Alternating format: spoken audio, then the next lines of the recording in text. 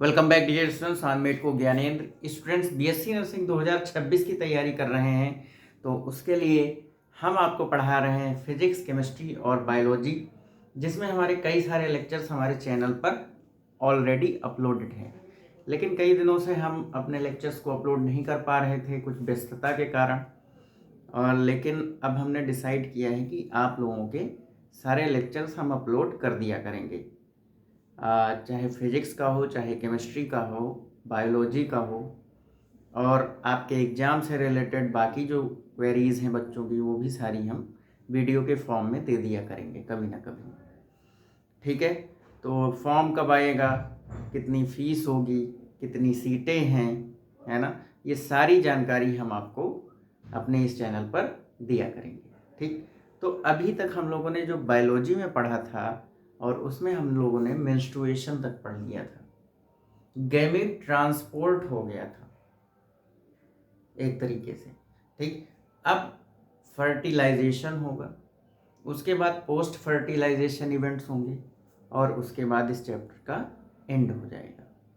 ठीक है, तो आज हम कोशिश करेंगे कि अपना ये पूरा चैप्टर कंप्लीट कर लें। अगर नहीं हो पाएगा तो कल के लेक्चर में कंप्लीट हो जाएगा 100%। ठीक है, इसके बाद हम इस चैप्टर के आपके ऑब्जेक्टिव्स तैयार करके एक वीडियो डाल देंगे, उसको देख लीजिएगा और आपका 100% ये चैप्टर तैयार हो जाएगा। ठीक है, तो चलिए स्टार्ट करते हैं फर्टिलाइजेशन।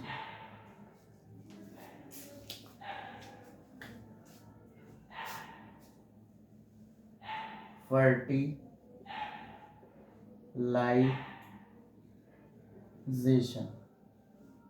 फर्टिलाइजेशन का मतलब होता है फ्यूजन ऑफ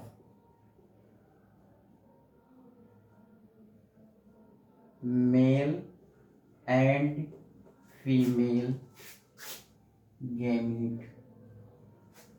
ठीक, मेल और फीमेल गैमीट्स अगर आपस में मिल जाते हैं, फ्यूज कर जाते हैं, तो बनता क्या है बेटा, and forms zygote, is known as fertilisation. Clear? तो अब फर्टिलाइजेशन की पूरी एक प्रोसेस है, ठीक, उसको समझना ज़्यादा जरूरी है। क्लियर? तो कुछ टर्मिनोलॉजी हैं उनको याद करेंगे, और कुछ एंजाइम्स हैं जिनको याद करना बहुत ज़रूरी है आपके exam of point of view से। ठीक है, तो चलिए, जैसे हमने बताया था, ये एक स्ट्रक्चर बनाया था आप लोगों के लिए इस तरीके से।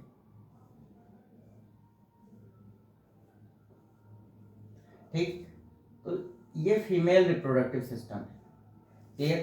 तो यहां से जो स्पर्म है, ये फीमेल की जेनेटल ट्रैक्ट है। ठीक, इसमें मेल ने इंजेक्ट कर दिया अपने जो सीमेन मटेरियल है उसको। ठीक, और इसको जो है, ये स्पर्म्स जो है, ये मूव करके कहाँ जाएंगे, widest part of the fallopian tube. ठीक, and widest part of the fallopian tube क्या है, एम्पुला। ठीक, तो एम्पुला में एक्चुअली क्या होता है, फर्टिलाइजेशन होता है। पहले की एनसीईआरटी में ये लिखा था कि एम्पुला और स्थमस के बीच में होता है, एम्पुलरी स्थमिक जंक्शन। तो ये भी बोल सकता है एग्जाम में कि एम्पुलरी स्थमिक जंक्शन में क्या होता है, फर्टिलाइजेशन होता है। लेकिन मोटा मोटा आप ये जान के चलिए कि एम्पुला में फर्टिलाइजेशन होता है। इधर से क्या आएगा, ओवा आएगा। ठीक, यहाँ पे इस तरीके से सिलिया लगे होंगे। ठीक, ये सिलिया क्या करेंगे, इसको इस तरीके से आगे बढ़ाएंगे। ठीक, तो यहाँ पे मान लो ये एम्पुला रीजन है। ठीक है, और यहाँ पे ये ओवम क्या है, वेट कर रहा है किसका, मेल गैमीट का, स्पर्म का। ठीक, ये देखो यहाँ पे क्या हुआ, स्पर्म आ गया। ठीक, और ये आपस में क्या हो गए, फ्यूज हो गए। और जैसे ही फ्यूज हुए, वैसे ही इस स्ट्रक्चर का नाम क्या पड़ गया, जाइगोट। इस प्रोसेस का नाम क्या पड़ गया, फर्टिलाइजेशन। क्लियर? तो ये क्या है, फर्टिलाइजेशन है। क्लियर? तो formation of zygote from the fusion of male and female gamete is known as fertilisation. Note down.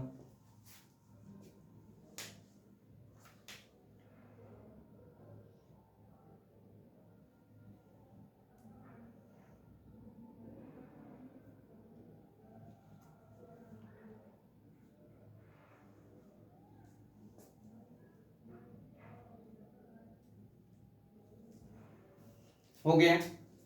चलिए कुछ बातें और जान लेते हैं।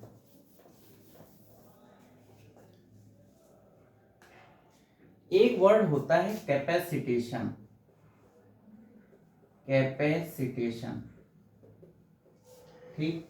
तो कैपेसिटेशन का मतलब क्या होता है? कैपेसिटेशन का मतलब ये होता है कि फर्टिलाइजेशन से जस्ट पहले स्पर्म क्या करता है, खुद को प्रिपेयर करता है ताकि वो ओवम से फ्यूज कर सके, ठीक। तो कैपेसिटेशन क्या है, एक तरीके से याद कर लीजिए, preparation of sperm for fertilisation. अब ये प्रोसेस होती कहाँ है, मेल के रिप्रोडक्टिव सिस्टम में होती है या फीमेल के, ये इंपॉर्टेंट है। तो ये प्रोसेस कहाँ पर होती है, फैलोपियन ट्यूब में। ये कहाँ होगा, फैलोपियन ट्यूब में, ठीक। तो इसका मतलब एग्जाम में जब क्वेश्चन आएगा तो ध्यान रखना है कि what is the capacitation and what is the fallopian tube and where is the capacitation occurs. Clear? तो इतना याद रखना है, नोट डाउन।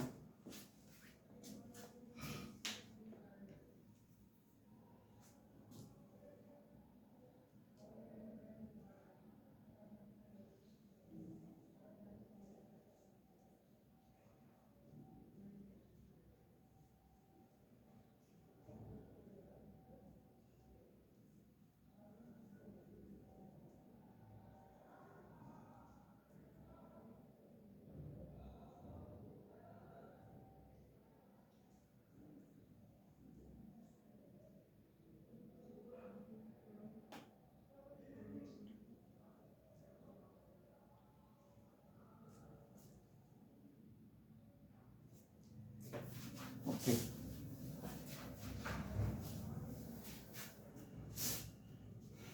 अब देखिए एक एंजाइम होता है एंटी फर्टिलाइजिन, एक होता है एंटी फर्टिलाइजिन और एक होता है स्पर्म लाइसिन, ठीक है। एक होता है एंटी फर्टिलाइजिन और दूसरा होता है स्पर्म लाइसिन, ठीक है। ये दोनों जो हैं सिक्रीट होते हैं स्पर्म से। ये दोनों एंजाइम कहाँ से निकलते हैं, स्पर्म से। ये याद रखना है कि ये दो एंजाइम कहाँ से निकलते हैं, जो एक्रोसोम होता है, एक्रोसोम, ठीक। तो एक्रोसोम से एक एंजाइम और निकलता है, दैट इज हाइलुरिनीडेज एंजाइम, ठीक। तो ये इंपॉर्टेंट है कि ये कहाँ से निकलता है, ये भी स्पर्म से निकलता है और ये दोनों भी स्पर्म से निकलते हैं। तो ये आपके एग्जाम में पूछा जा सकता है, तो इसको आप अच्छे से याद करेंगे, नोट डाउन।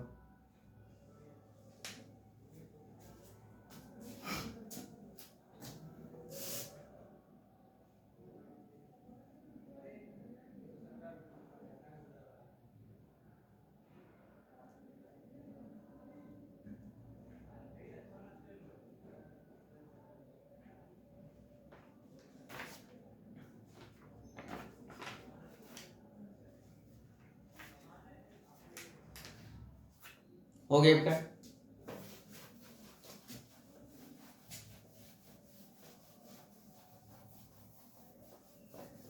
तो अब हो गया इस फर्टिलाइजेशन, ठीक। अब पोस्ट फर्टिलाइजेशन इवेंट्स पे चलते हैं, है ना।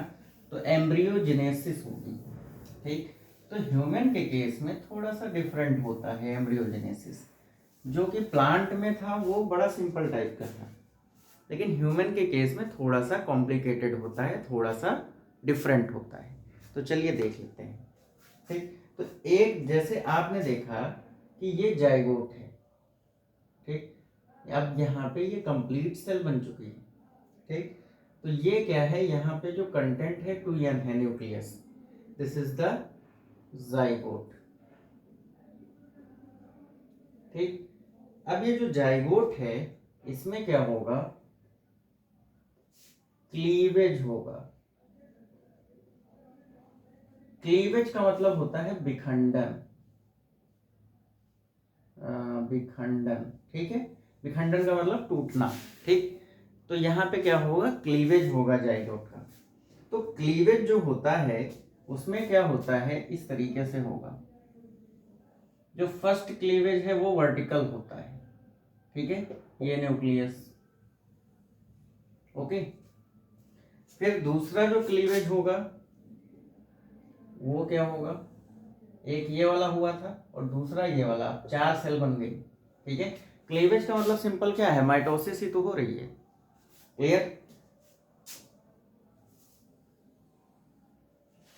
इसके बाद क्या होगा, 4 से 16 सेल बनेंगी, ठीक।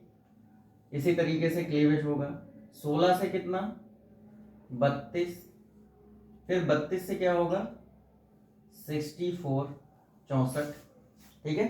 मतलब क्या होगा, डबल हो जाएगा, है ना। जो सेल्स का नंबर है वो क्या होता जाएगा, डबल होता जाएगा, ठीक है। तो 8 से 16, देखो ये क्या था, सिंगल सेल, ये कितनी हो गई, 2 सेल। इसके बाद ये कितनी है, 2 से 4, 4 से 8 बनी होंगी और 8 से 16, देखो 4 इधर और 4 पीछे होंगी, ठीक। तो 8 से 16, तो 8 से 16 इस स्टेज को क्या कहते हैं बेटा, this is known as morula. Morula कितना होता है, 8 to 16 सेल्स, ठीक है। 8 से 16 सेल्स का जो स्ट्रक्चर होता है दैट इज मोरुला। और ये क्या है, ब्लास्टोमेयर्स हैं। ये सेल्स कौन सी हैं, ब्लास्टोमेयर्स, नॉट ब्लास्टोसिस्ट। मोरुला में कौन सी सेल्स पाई जाती है, ब्लास्टोमेयर्स पाई जाती है, ठीक है। इसके बाद यहां से यहां तक के क्या बनेगी, ब्लास्टोसील बनेगी। ब्लास्टोसील, सील का मतलब क्या होता है, थैली, ठीक है, ब्लास्टोसील, ठीक है। और इसी स्ट्रक्चर को क्या कहेंगे, ब्लास्टोसिस्ट कहेंगे, ठीक है। तो कब किसे क्या कहते हैं ये ध्यान रखना है, ठीक। यहां पे बन गई ब्लास्टोसील, तो इसके अंदर जो स्ट्रक्चर होगा वो क्या होगा, ब्लास्टोसिस्ट, क्लियर। सॉलिड मास होता है बेटा। इसके बाद जो आगे 64 सेल्स हैं, है ना, यहां से ये यहां तक ब्लास्टोसिस्ट हो गया, ठीक। अब इसके आगे जितना भी डिवीजन होगा, ठीक, उसमें क्या होगा, ब्लास्टोपोर से गैस्ट्रूला बनेगा, क्या, गैस्ट्रोसील बन गई, गैस्ट्रोसील, ठीक। तो ये क्या बन गया, गैस्ट्रूला, ठीक। तो ध्यान रखना है कि कब क्या बनता है, जाइगोट, मारुला, ब्लास्टोसिस्ट, फिर गैस्ट्रूला, ठीक। तो ये ध्यान रखना है कि कौन सा स्ट्रक्चर कब बनता है। तो आपके एग्जाम में एरो डायग्राम में क्वेश्चन आ सकता है, ठीक। तो इसको अच्छे से याद कर लेंगे, जाइगोट, इसके बाद क्या बनेगा, मोरुला, उसके बाद बेटा क्या बनेगा, ब्लास्टोसिस्ट, और इसके बाद क्या बनेगा, गैस्ट्रूला, ठीक। G for gastrula, G for Gyanendra, है ना। इसके बाद क्या बनेगा बेटा, एम्ब्रियो बनेगा, है ना। इसके बाद क्या बनेगा, गैस्ट्रूला के बाद एम्ब्रियो बनेगा, क्लियर। तो ये पूरा स्ट्रक्चर हो गया, या पूरा जो प्रोसेस है वो क्या हो गया बेटा, ये क्या हो गया, एक तरीके से क्लीवेज का टॉपिक हो गया पूरा कंप्लीट। नोट करिए,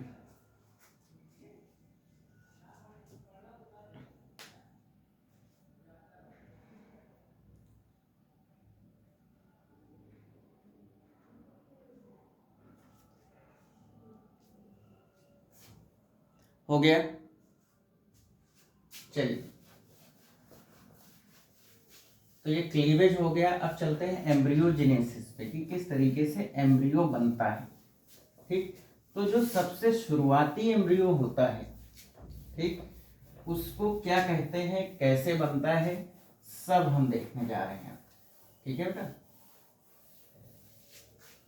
तो सबसे पहले आप ये चीज देख लीजिए, जैसे कि ये स्ट्रक्चर हमने बनाया था, है ना, अभी थोड़ी देर पहले भी बनाया था। इसके बाद ये बनाया ये और ये, ठीक। इसी तरीके से इधर भी होगा, है ना। और ये क्या है, फैलोपियन ट्यूब है। उससे हमारा लेना देना अब नहीं रह गया, ठीक, क्लियर। अब देखो होगा क्या कि यहां से ये जो ब्लास्टोसिस्ट है बेटा, इस स्ट्रक्चर को क्या कहेंगे आप, ब्लास्टोसिस्ट।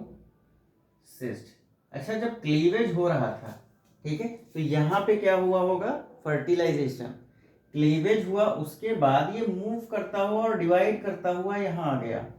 और ये स्ट्रक्चर आपको पता है क्या है, यूट्रस है, ठीक।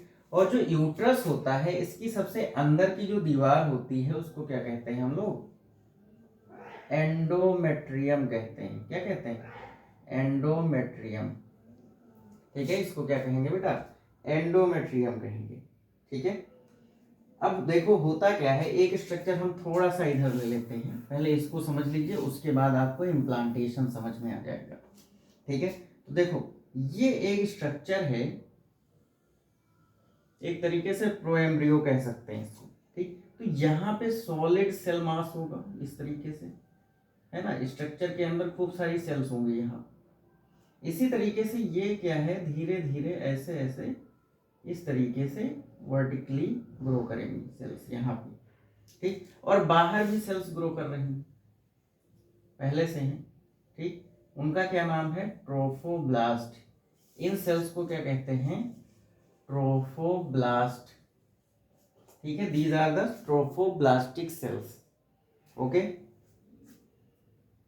ये वाला जो सेल है इसे कहते हैं इनर सेल मास। क्या कहेंगे, इनर सेल मास कहेंगे, ठीक। और ये जो नीचे वाली सेल्स हैं इन्हें क्या कहेंगे, सेल्स ऑफ रॉवर्स, ठीक है। ये नाम है जिनको याद रखना है आपको, ठीक, सेल्स ऑफ रॉवर्स, ठीक है।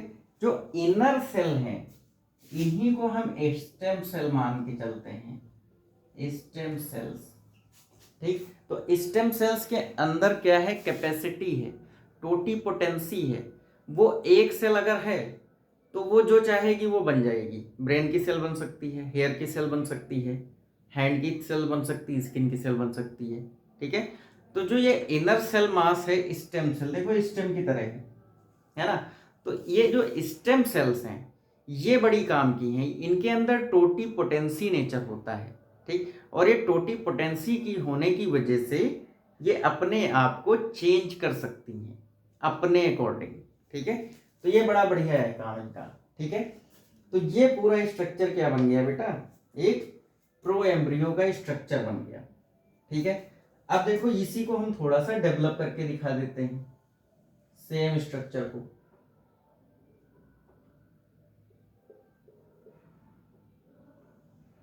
ठीक। अच्छा, दिखाई नहीं दे रहा होगा इसमें, तो इसके लिए हम थोड़ा सा यहाँ पे बनाए गए हैं, ठीक है, ये समझ लो, क्लियर। तो ये जो है यहाँ पे इस तरीके से फ्लूइड भर जाएगा इस जगह पे, ठीक।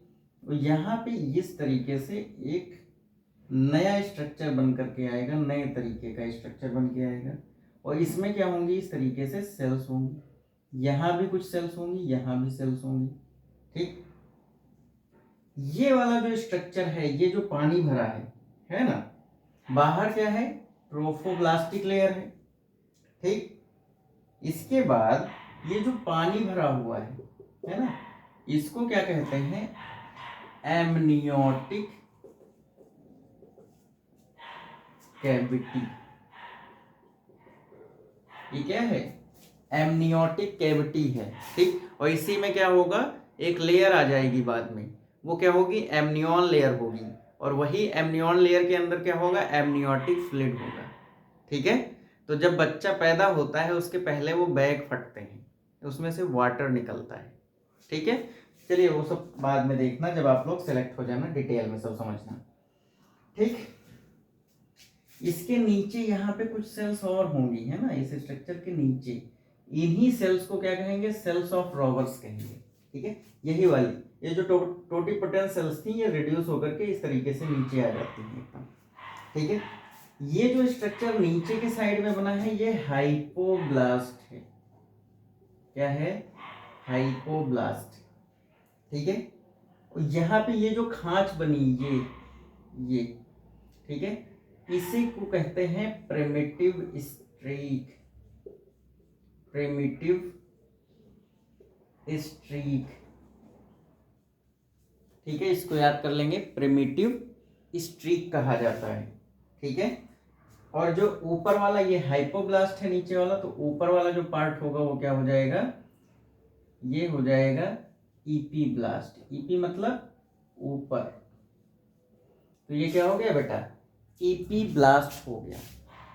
ठीक है, अब जो ये है ये ब्लास्टोसिस्ट। ठीक, ये ब्लास्टोसिस्ट जो है ये आकर के यहाँ पे इम्प्लांट कर जाता है। उसके बाद ये सारे डेवलपमेंट होते हैं, और ये जो इम्प्लांटेशन है ये कहाँ पर हुआ बेटा? इसमें हुआ, एंडोमेट्रियम में। ठीक है, तो ये ध्यान रखना है कि जो ब्लास्टोसिस्ट है एंडोमेट्रियम से अटैच करने की जो प्रोसेस होती है उसे क्या कहते हैं? इम्प्लांटेशन। इम्प्लांटेशन। ठीक, और यहीं से क्या हुई? प्रेगनेंसी स्टार्ट हो गई।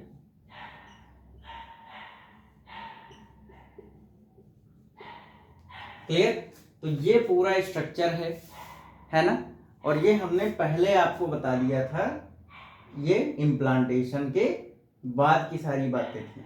ठीक है, तो इम्प्लांटेशन हो गया, उसके बाद ये सारे स्ट्रक्चर में चेंजेस आते हैं, उसके बाद ये हाइपोब्लास्ट और प्रिमिटिव स्ट्रीक, एपीब्लास्ट, ये सब बनता है, और उसके बाद डिसाइड होता है कि कौन सी सेल्स क्या बनाएंगी, कौन सा ऑर्गन बनेगा, किस तरीके से पूरे बच्चे का डेवलपमेंट होगा। नोट कर लीजिए।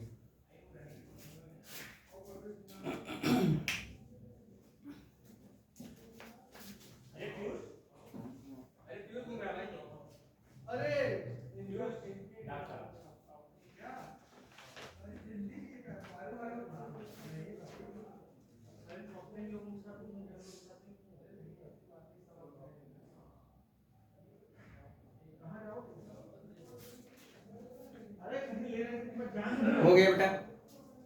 चलिए,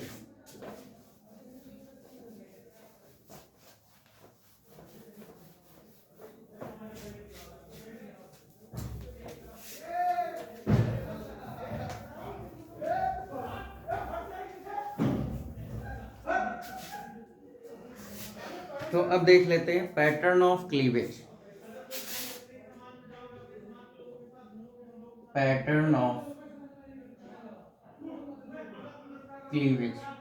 ठीक है, कुछ अलग से पॉइंट्स हैं जिनको याद करना जरूरी है, तो उनको याद कर लेते हैं। Pattern of cleavage. ठीक है, तो जो मैमल्स होते हैं, मतलब कि हम लोग सिर्फ हम ह्यूमन का याद करेंगे। ठीक है, तो आप मैमल्स करके याद कर लो, हम लोग भी मैमल्स हैं। तो इनमें जो है बाईलैटरल क्लीवेज होता है। कैसा होता है बेटा? बाईलैटरल, जो कि हम लोगों ने अभी डायग्राम में देखा है। ठीक, बाईलैटरल होता है। अलग अलग जो एनिमल्स होते हैं उनमें अलग अलग तरीके का क्लीवेज होता है, लेकिन हमारे काम का सिर्फ ह्यूमन का है, बस उसको याद कर लो, काफी। क्लियर?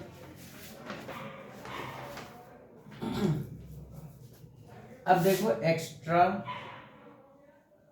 एम्ब्रियोनिक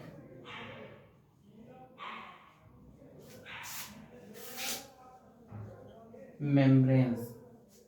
ठीक है, एक्स्ट्रा एम्ब्रियोनिक मेम्ब्रेन्स कौन कौन सी होती हैं उनके नाम याद कर लो फटाफट। पहली जो है ओरियन, और दूसरी जो होती है एमनियन। ठीक है, क्या होगी? एमनियन होगी। ओके, और इसके बाद क्या होगा बेटा? इसके बाद क्या होगा? एलन ट्वाइन। एलन ट्वाइन। और इसके बाद क्या होगा, yolk sac। ठीक, तो आपसे एग्जाम में ये पूछा जा सकता है कि इनमें से एम्ब्रियोनिक मेम्ब्रेन कौन सी है। तो ये चारों नाम याद कर लेना टिक पे, और ये याद होने चाहिए, आपके एग्जाम में आ सकता है। क्लियर? तो क्या है, Korean, allantoin, amnion and yolk sac। तो कभी भूलेंगे नहीं। क्लियर? चलिए आगे बढ़ते हैं।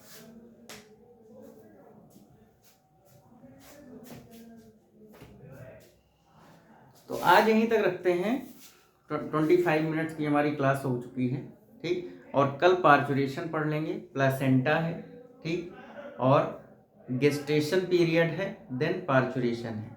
तो मुश्किल से 15 मिनट का टॉपिक बचा हुआ है, और कल ही हम इसके सारे क्वेश्चंस आपको प्रोवाइड कर देंगे। क्लियर? तो wish you all the best students, thank you. और जितने भी आपके जानने वाले हैं उन लोगों को बताइए कि इस तरीके से पढ़ाया जाता है, एक एक चीज़ डिटेल में समझाई जाती है।